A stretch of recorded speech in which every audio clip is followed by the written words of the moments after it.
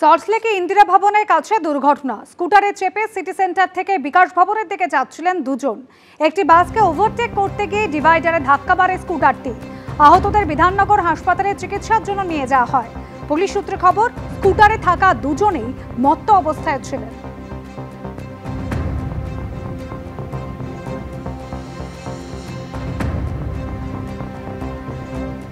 ইন্দিরা ভবনের কাছে দুর্ঘটনা। স্কুটারে চেপে সিটি সেন্টার থেকে বিকাশ ভবনের দিকে দুজন যাচ্ছিলেন।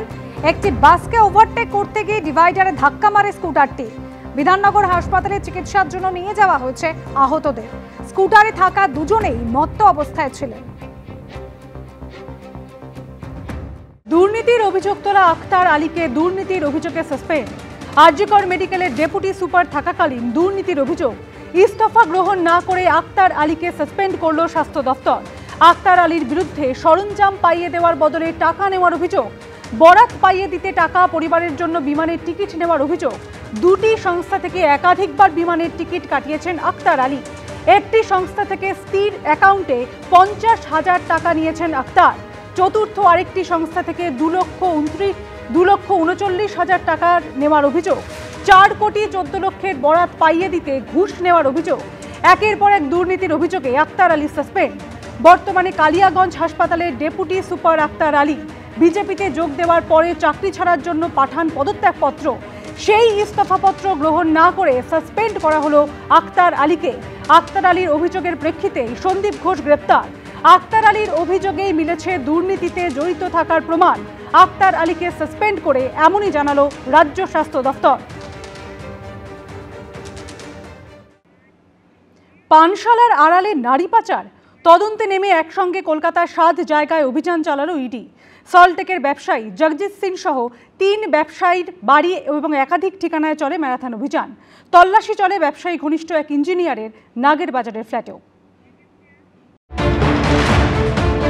সল্টলেকের একাধিক জায়গা থেকে নাগের বাজার, পানশালার আড়ালে নারী পাচারের অভিযোগের তদন্তে শুক্রবার সকাল থেকে 7টি জায়গায় অভিযান চালালো এনফোর্সমেন্ট ডিরেক্টরেট। ইডি সূত্রে দাবি, 2015 সালের একটি এফআইআর এর ভিত্তিতে এই তদন্ত চালাচ্ছে তারা। শুক্রবার তল্লাশি চালানো হয় জগজিৎ সিং, আজমল সিদ্দিকী, বিষ্ণু মুন্দ্রা নামে কলকাতার 3 ব্যবসায়ীর বাড়িতে। সূত্রের খবর, ব্যবসায়ী আজমল সিদ্দিকী তৃণমূলের সংখ্যালঘু সেলের প্রাক্তন সম্পাদক। মহিলা পাচার মামলায় ইডির ম্যারাথন তল্লাশি অভিযান আজ সকাল থেকে একসঙ্গে 7টি জায়গায় ইডি আধিকারিকরা তল্লাশি অভিযান চালাচ্ছেন। আমরা সল্টলেকের এফি ব্লকে রয়েছি।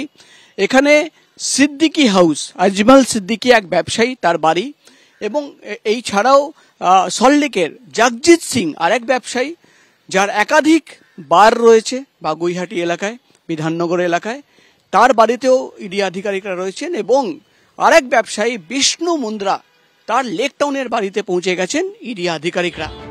ইডি সূত্রে দাবি, কলকাতা জুড়ে একাধিক জায়গায় ওই 3 ব্যবসায়ীর একাধিক পানশালা রয়েছে। সেই পানশালার আড়ালে নারী পাচার ও টাকা নয়-ছয় চলে বলে অভিযোগ। এই ব্যবসায়ীদের ঘনিষ্ঠ গৌতম সরকার নামে এক সিভিল ইঞ্জিনিয়ারের ফ্ল্যাটেও তল্লাশি চলে।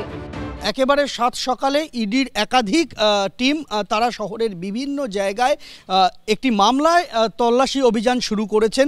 গৌতম সরকার, তার ফ্ল্যাটে আজকে সকালবেলা ইডি আধিকারিকরা হানা দেন। 3 অফিসার আসেন। যে 2015 সালে হওয়া একটি এফআইআর, সেই এফআইআর এর ভিত্তিতে এই তল্লাশি অভিযান, এবং যে ব্যক্তির বাড়িতে এই তল্লাশি অভিযান চলছে তিনি একাধিক পুরসভায় সিভিল ইঞ্জিনিয়ার হিসেবে কাজ করেছেন। বেশ মোটা অঙ্কের টাকা ফোন করা হয়েছে একাধিক জায়গাতে, সেই অভিযোগ রয়েছে। ইডি সূত্রে দাবি, পানশালার আড়ালে মহিলা পাচারের বিপুল টাকা নয়-ছয় হয়েছে বলে তদন্তে উঠে এসেছে।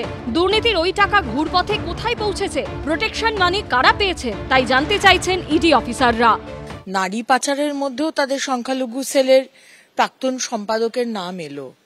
এর আগেও আমরা দেখেছি কলকাতার, দক্ষিণ কলকাতার নামী আইনের কলেজে, সেখানে তৃণমূল নেতা আরেক স্টুডেন্টকে ধর্ষণ করছে, এবং তারপরে আমরা দেখছি আমাদের মুখ্যমন্ত্রী বলছেন যে রাত্রির 8টার পর মেয়েরা যেন না বেরোয়। এটা পরিষ্কার হয়ে যায় যে তৃণমূল দল যতই 1000 টাকার লক্ষ্মীর ভান্ডার দিক, তারা আসলে মহিলা বিদ্বেষী একটি দল, একটি সরকার। মামলাগুলো বিস্তারিত আমি জানি না, এর সঙ্গে দলেরও কোনো সম্পর্ক নেই। ফলে এই তদন্ত বা ইডি কার বাড়িতে গেল কি করলো এ নিয়ে কোনো মন্তব্য করব না। ইডি সূত্রে দাবি, কলকাতার পাশাপাশি তল্লাশি চালানো হয় শিলিগুড়িতেও। প্রকাশ সিনহা, সত্যজিৎ বৈদ্য ও রঞ্জিত সাউয়ের রিপোর্ট, এবিপি আনন্দ।